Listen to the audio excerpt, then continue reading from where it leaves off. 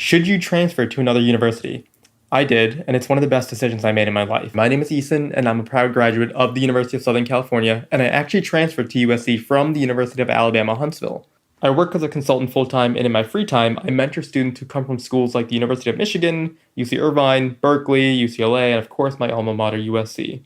And I help them get internships and jobs at companies like JP Morgan, Bank of America, Cisco, Disney, Adobe, and of course the company I work at, Workday. If you'd like to learn more about me, please check out the video I posted last week where I talked about who I am and what I intend this channel to be for. I also recommend you check out my LinkedIn and my personal website, and I've left the links for those in the description box below. Before I jump right into it, I would really appreciate if you could just smash that like button for me. It does me a huge favor because it tells the YouTube algorithm that there's some useful content in this video, and therefore another student might also be able to watch the video.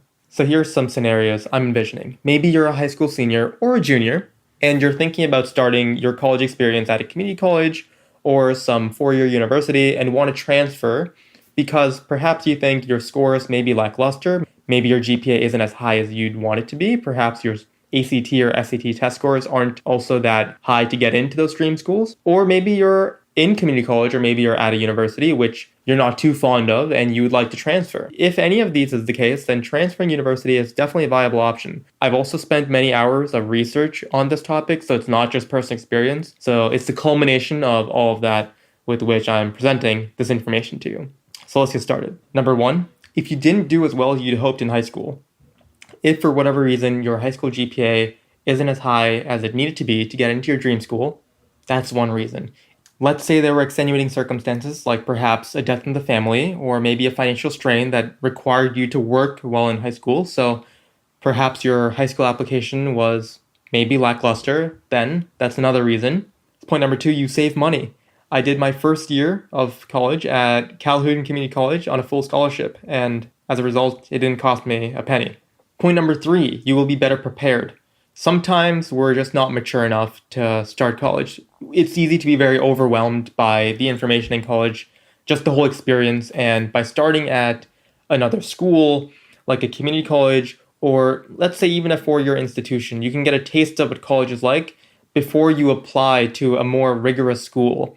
And it really shocked me just how much higher the transfer acceptance rate is when compared to freshman acceptance rate. So the last topic on my video is probably the one that'll blow your mind, because it blew mine for sure, but it is a comparison of freshman acceptance rates to transfer acceptance rates. Number one, Boston University, freshman acceptance rate of 22.1%, transfer acceptance rate 42.8%, almost double. That is crazy. That is just bizarre.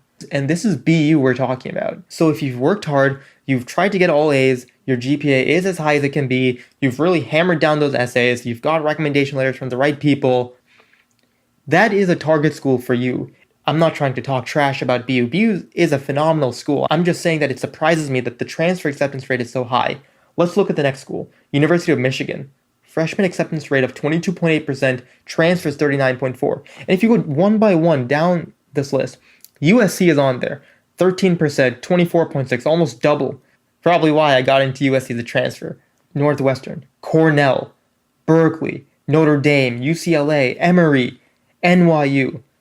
Guys, it is not over if you performed poorly in high school. It is not over if you didn't get into your dream school as a high school student. Maybe once you've started college at a smaller institution or at a community college or at another university, maybe you might enjoy it. You might realize that the dream school you had in high school isn't really all the hype, or maybe your idea of dream school has changed because now you know what you want to study.